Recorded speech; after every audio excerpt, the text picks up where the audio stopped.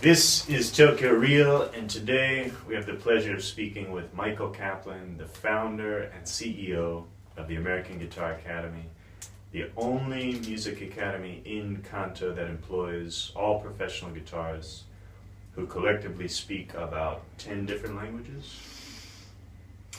Now you're making me think. English, Spanish, Italian, Japanese, French, German. Let's say 10. Sure, I think about that. All right, so welcome to the program. Thank you. So today we're going to talk about many things, but we'll focus on three main topics: entrepreneurship, music, and Japan. All right. But first, let's start with you.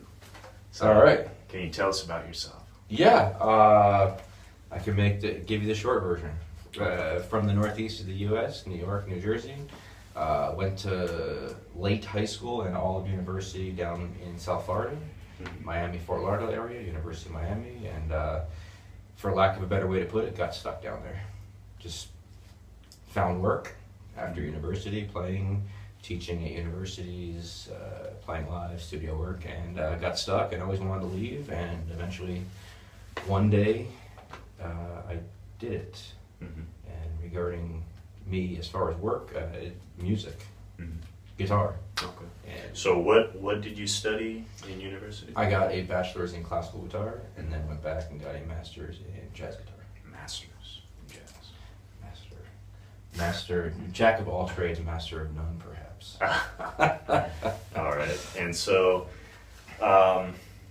master of jazz guitar, that seems pretty intense. You know? I hear about people getting a bachelor's in jazz. I mean, or. Being a musician can be rather intense if you're the type of person, I guess maybe a competitive type of person, or the type of person that just wants to get better just for your own self-expression. Mm-hmm. And yeah, you practice a lot. Okay. Basically, I just played guitar from the time I was 11 years old till 25 or to 30. I don't know. All right. And I gotta ask, have you seen the Yes. movie Whiplash? I have.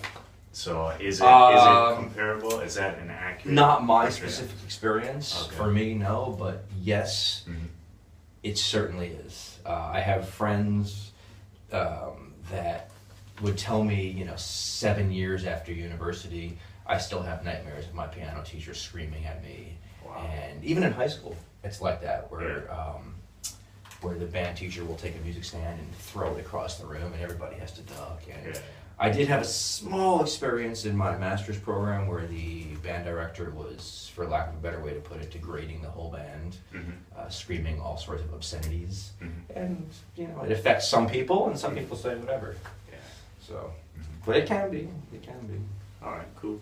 And so you got your master's in jazz guitar, and then what did you do after that? Some studio work? Just pretty much anything I could do musically to make a living. So that included teaching at multiple universities during the day. This one on Tuesday, this one on Thursday, this one Monday. And were you ever that guy in Whiplash? No. Okay. No. I mean, I push people, Yeah. but not in that Yeah. kind of way. Not throwing a sin. Nah, not really my personality. No.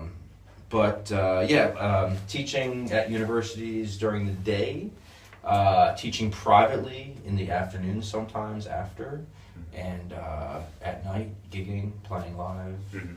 studio work.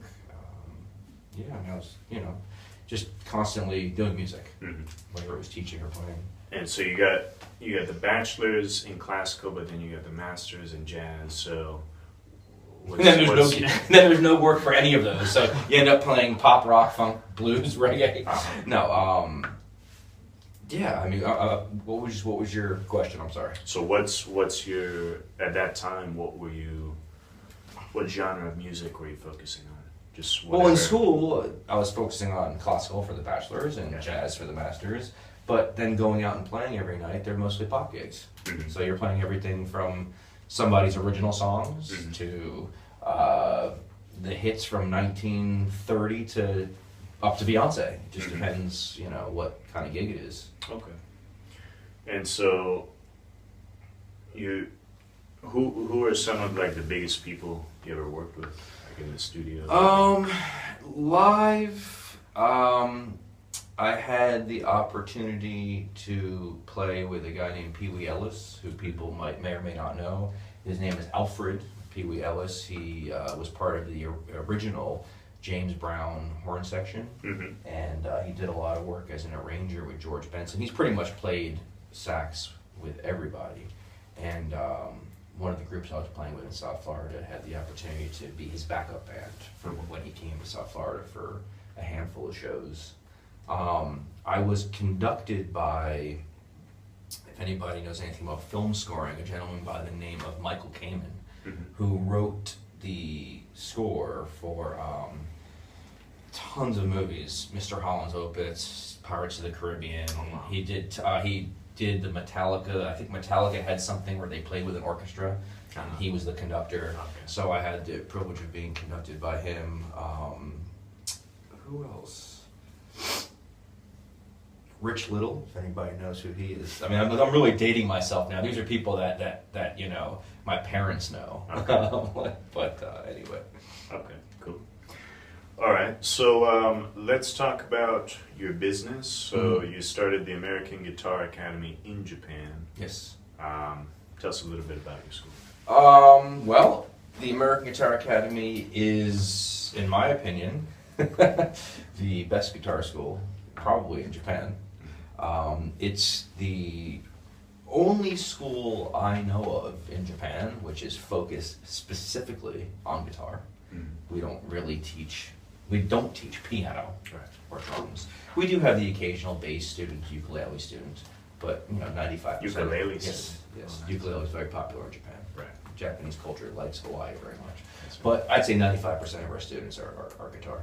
And so focus on guitar, and where you can come and learn guitar from instructors who are serious professional musicians with a minimum of a bachelor's degree. Some of our instructors have DMAs, doctorates. They've gotten bachelor's, master's, and to the top after the DMA. And in multiple languages, like you said at the beginning. We're not a language school. We don't teach language, but we do have some students that come and say, I play guitar, and it would be cool to brush up on my English. I used to live in LA for 2 years. I don't get the chance to speak it anymore. So, but in addition to that, we teach anybody who wants to learn guitar, regardless of language. Whether you're a 4-year-old kid that's starting, a 12-year-old hobbyist, a salaryman, a housewife, or if you want to go to school and become a professional, you want to go to university, you want to do what we do. We have programs for that also, and some students have completed it very successfully. Yeah, so that's cool that you've managed to hire only professional musicians, and in Japan. And do all of the instructors speak at least English? Oh yeah. Otherwise I can't communicate with them. Yeah. So that's one of the things that I find most impressive about this is that you managed to get all these people in Japan, and your hiring process seems to be pretty stringent. Yeah, I mean, some of our instructors speak 3 languages. Yeah, like Henry. Exactly. Henry speaks German, Japanese, and English, and all rather fluently. So yeah, I mean, it's I've been lucky. Let's just leave it at that. I've been very lucky to find the people that we found, and to continue. I just interviewed 2 new teachers last week, and to continue to find people that are good to join the team.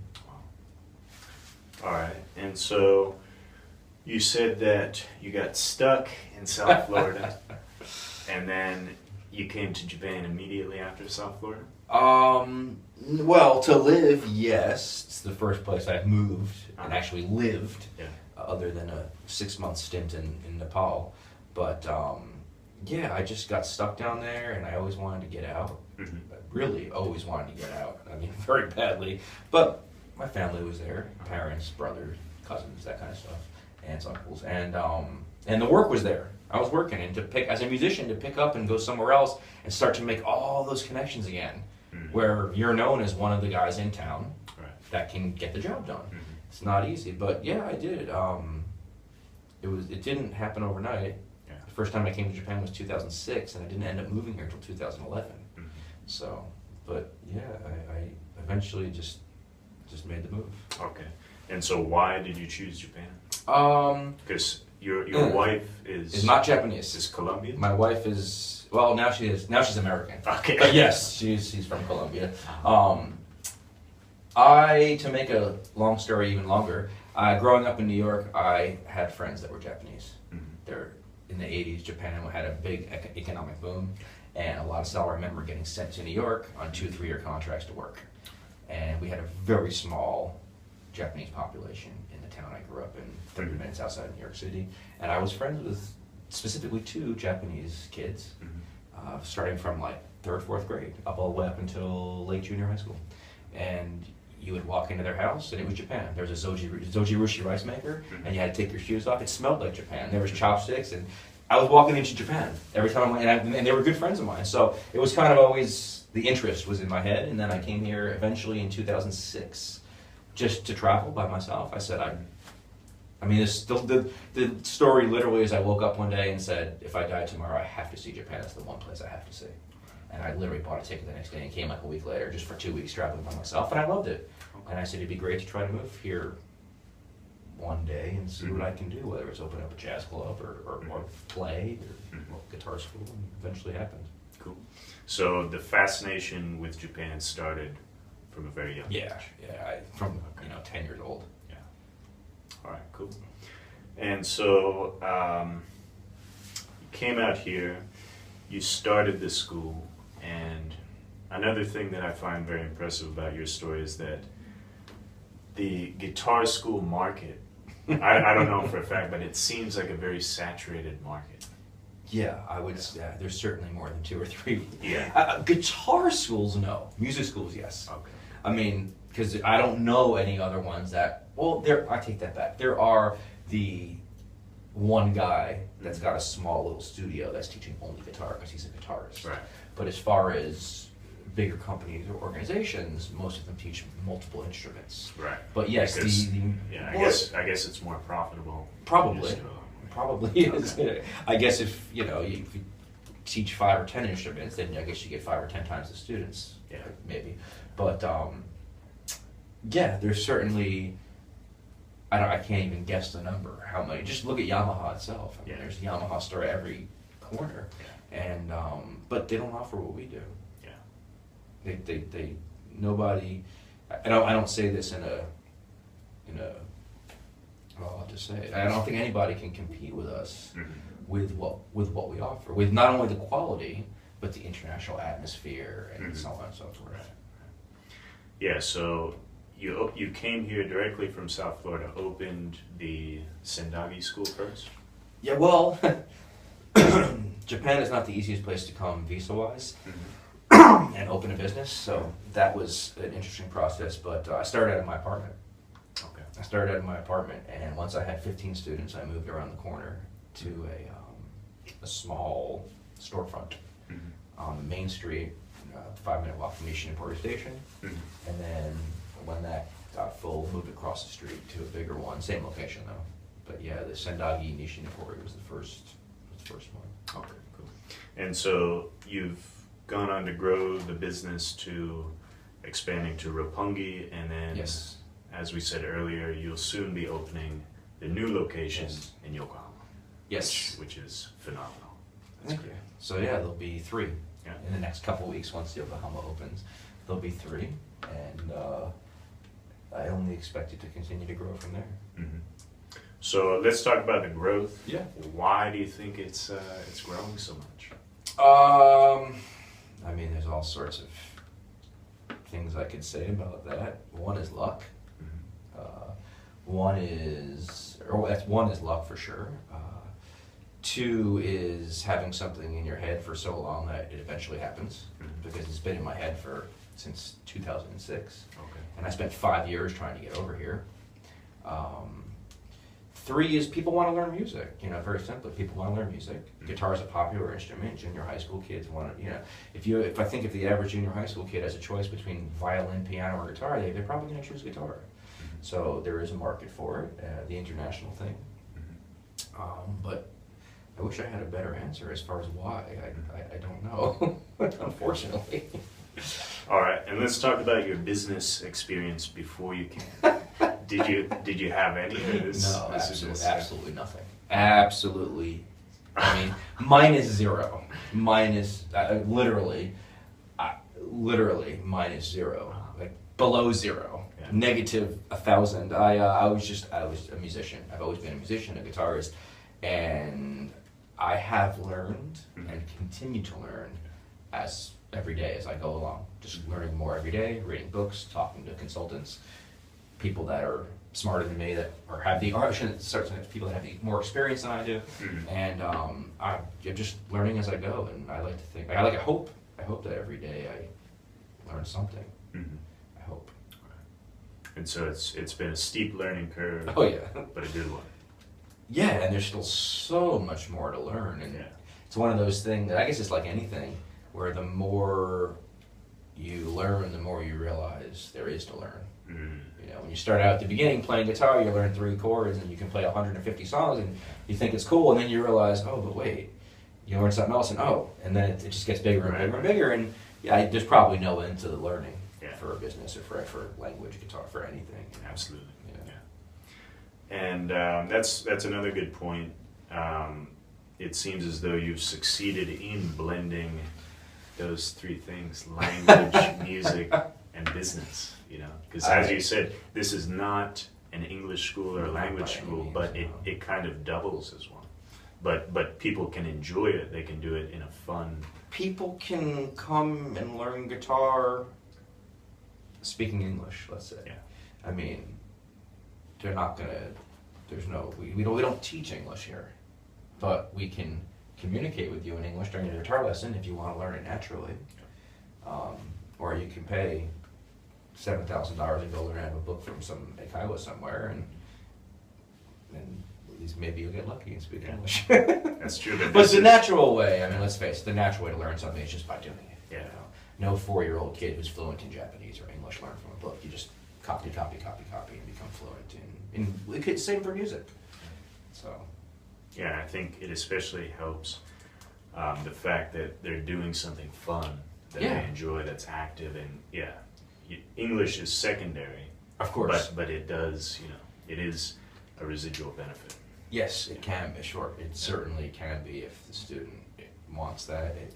Definitely can. And assuming the student's not shy, and is willing to open up a little bit, and experience things, not be shy about making mistakes, that kind of stuff. Right. All right. So let's talk about well, I know you don't have much experience doing business in America, but what do you think the main differences are between doing it in Japan and doing it in America? I will say, in reference to what you said about not doing business in America, which is completely correct, I shouldn't have there is a couple things that I did. I mean, first of all, I was the manager, so to speak, for the band that I was in.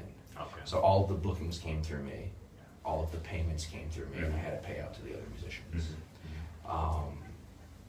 And I was also my own brand in the sense that if you need a guitarist, okay, well, I might be one of the guys you're going to call, but in order to do that, in order to get to that point, I suppose I had to build some kind of reputation, which happened naturally, whether it was through showing up on time and being professional or being able to deliver the product. The first difference between the 2 countries, obviously, is the language thing. And you don't speak much Japanese. I speak enough to survive. In Japan, it's a very, Josie doesn't. So you're always complimented on how good your Japanese is, so it's hard to tell. It's enough to survive. I will say that it's enough to place an order at a restaurant. It's enough to survive. As far as doing business in Japanese, like full-on business negotiations, I doubt that I could do that. And there are things that I would like to say in Japanese when I do get into those business situations that I would easily say in English, but I don't know how to say them in Japanese. And also, I think the Western cultures are a little more direct to the point. I won't say aggressive, but at least direct and to the point. I think I can tell somebody to their face, hey, you don't want to sign this deal? Okay, that's fine, but we'll move to the next guy. In Japan, I think it's a little more subtle. There's a lot more subtleties, And Definitely. so it's also another thing about Japan being a foreigner living here. I hate to say that because we're all human beings, but being a non-Japanese person Right. living here and trying to do business, it's hard to get in, with those Japanese companies. Mhm. It's hard to get in. It's hard to get in even if you're Japanese. With the Japanese companies, you mean form a partnership? Sure, form some kind of relationship. Okay. It's even hard for an outsider Japanese person to get in. Mhm. But for an American or a non-Japanese person to get in, it's double as hard. But I will say this, once you get in, you're in. Okay. And that's a very good thing, the loyalty and the honesty. Once you're in, Mhm. you're in, and now I can email you anytime, we can call each other and go out for a drink. So that's also interesting. Okay, cool. And so, on that note, what advice would you give to a gaijin in Japan who wants to start? Don't come. No. Okay. Don't come. Don't. Who wants to start a business? Yeah. I would just say, just do it. I feel like I sound like a Nike. I sound like a Nike commercial. Just fucking do it? Or just do it? Depends who I'm talking to. Okay. After a couple of drinks, it's definitely just fucking do it. All right. But I guess just do it sounds too much like a Nike commercial. So, but really, I mean, I think, and it's not necessary for me. It's not necessarily about doing business in Japan. Mhm. It's about following your dreams of what you want to do. And if your dream is to come to Japan, open up a business, great, do it. If your dream is to be a public school teacher in Connecticut, do it. Mhm. Whatever you want. But there shouldn't be any kind of this bullshit of like, oh, what if this, what if that? Well, because if that was the case, I wouldn't be here. Yeah. And I can tell you, for me, I mean, this was a 5-year idea. It was never a plan on paper, Mhm. but it was 5 years of figuring out how can I get to Japan? How can I get the visa to live there, to work there? I'm not going to be an English teacher. I know nothing about it. I'm not an English teacher. I've never done it before. I don't know anything about it. I don't knock anybody who does it. But I don't personally know anything about it. I have no experience with it, so I can't do that. I didn't want to do that. And after 5 years, I remember it like it was yesterday. I woke up and I said, that's it. I'm not doing this anymore. I'm not living in fear anymore of what if I lose this money? Mhm. What if it doesn't work? Blah, blah, blah, blah. And my wife said, great, let's do it. And we came and we did it. That would be my advice for anybody who wants to come to Japan and open up a business. I would suggest, or who wants to do anything for that matter, but definitely learn some Japanese. Definitely learn more Japanese. It will make your life easier. Okay. Learn more than I did, or than I do still. All right. Also related to that, what is the best piece of business advice you've ever received? The best piece of business advice, one thing sticks in my head from a friend of mine. I won't give him credit, but I will show him the video, because he might not want his name on camera. But I will show him the video and say, look, that you're the one that told me that. A friend of mine, one day I walked into his house and I was, so much stuff in my head, it was about to explode. I said, oh man, I've got my head, like the water's here, I'm barely, like, and he said, well, what does that tell you? And I said, yeah, I know, we got to get somebody else like to come work with us, but I can't afford it. He's like, no, slow down. So that kind of sticks with me.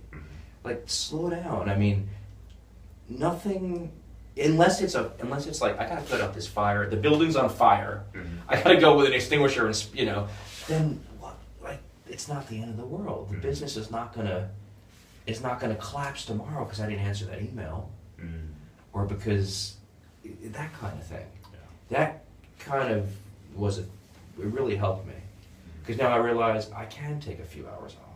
I can take a Sunday off with my family and not check my email till 7 o'clock at night. Right. That it's okay. Nothing serious is gonna So happen. it's establishing a good work-life balance. Which is really difficult. Yeah.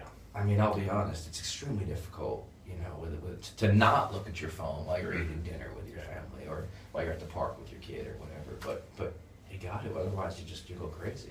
I mean, that being said, I also wake up at 4 o'clock in the morning and check my email, so. Okay.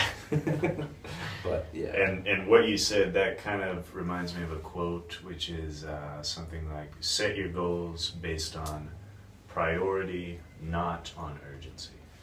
Probably. Yeah. I mean, what's really urgent? That's true. I'm just thinking, I can't come up with a scenario in my head of something that, I mean, oh yeah, building's on fire, that's urgent. Mm-hmm. You know? What, I got hit by a car, I gotta be rushed to the hospital before I die, that's urgent, but, you know what? Usually it's not. Usually I don't get hit by a car. Yeah. All right. So let's shift gears a Yeah. little bit. Let's talk about music. So you teach a lot of students. You have a lot of people coming and going of all different levels, all different ages, all different ethnic backgrounds, Definitely. everything. So what is one of the main foundational things that you see many people doing wrong? With learning guitar? Or yeah. Or like a intermediate level musician. Well, I'll speak of it from the perspective of Japan, if that's okay. Sure.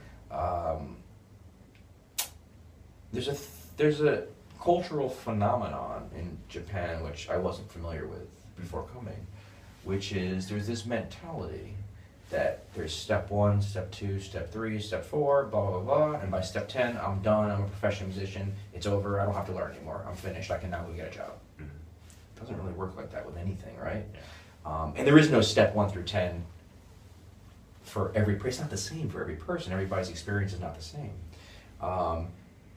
We've had people call up and say, I'm sorry, what textbooks do you guys use? And the answer to that is, I've never even met you. I don't know what your level is. I don't know what your interests are. If you want to learn to play flamenco guitar, the textbook is not the same as if you want to learn to play like Eric Clapton, if there even is a textbook for these things. Yeah. So, yeah, of course, we have a giant library of music, but, you know, that's kind of, people don't understand that. Page 1, page 2, page 3, page 4, it's not like that. You know, there's got to be a good balance of learning to play some songs so it keeps you inspired and motivated, learning about music, to read, standard notation, that kind of stuff, and then learning some other, whether it's new chords or new scales or ideas. That's a big misconception. Another giant misconception is I need to learn to read music. And when I tell people, you know that the majority of the musicians you listen to don't read music, their jaw drops and they can't understand. Now, I'm not saying don't learn to read music. A friend of mine, Steve Lukather, the guitarist of Toto, I just saw a video he put out the other day, and he actually showed a chart of music. He said, hey, look, kids, these are real adult chords. To learn to read fucking music. It's a lazy excuse, you know. But you don't have, and he's right. It opens up more possibilities for you as a studio musician, but you don't have to learn to read music to play guitar. I don't think Jimi Hendrix. No, of course not. You don't have to learn to read Japanese, to read the kanji, to speak Japanese. That's true. It's a language. So there's plenty of illiterate people out there that can speak a language fluently and don't read. That's another giant misconception that people, and I'm not telling anybody not to read music, but it's just one thing. That's true, yeah. And I could see that definitely in Japan. Of course. Yeah, I need to learn to read, and I need to go to page 1, 2, 3, 4 of the method book, and then I'm going to get good. And it's not like that. To get good at anything, what do you have to do? You have to do it. It's not practice, play. Yeah. Right? You don't get good at talking by practicing communication, by practicing. You just get good naturally hanging out with people. It's the same kind of thing, you know. But all right, but is there anything more specific? Because with me, I've been playing guitar since I was 12, and so that's about 15 years now. Okay. And I'm not a professional. I didn't study jazz guitar or anything like you and Henry, but something that Henry taught me, which was a foundational thing, was the timing. Tap on the 2 and the 4. For jazz, tap on the 2 and the 4. Only for jazz. Because I've been doing it with every song that No, now I'm hearing a funk groove in my head, and I guess it's 2 and 4. You know, I'm not the right person to ask about that because it's so natural to me that I gotta really sit here and think about it. But regardless of tapping on 2 and 4, I will say time. everybody, and rhythm, guitar. Everybody wants to play all the lead stuff, which is great. It's cool. But what about time? What about cool guitar riffs? What about like an AC/DC riff just in time that sounds good? If you don't play with good time, you can't play with other people. Right. So you got to be a really good listener. Music's more about listening than it is about playing. Kind of like it's like having a conversation. It's the same thing. You have to listen to the other person. What'd you say? I'm sorry. No. So yeah, the 2 and the 4 technique. I've been applying that to every song that I play. Yeah. And that I feel like that was a crucial piece of musical. What's the word? A crucial piece of musical. I should have advice, been doing it. Maybe? No, I should have been doing it all along. Yeah. I really should have. I will say this: there's nothing that I can tell you that you must do this or you will never play music well. Yeah. Everybody's different. That's true. In relation to guitar, some people play like this, some people play like this, some people hold a million different ways to hold the pick. You just gotta just feel it naturally and have fun. If you're not having fun, you might as well stop, because why else even do it, right? But also, I think it's good to push yourself out of your comfort zone. Yeah, absolutely. And try new learning techniques that you wouldn't have just thought of on your own. Yes. And God knows there's a million people on YouTube that can tell you how to do that. Yeah. Whether it's good advice or not, I don't know. Because there's probably, I don't know what the ratio of good stuff to crap on the internet is, but, Pretty low. Pretty low. Well, it's a high percentage of crap, maybe. But no, yeah, I mean, there's the 2 and 4 things cool.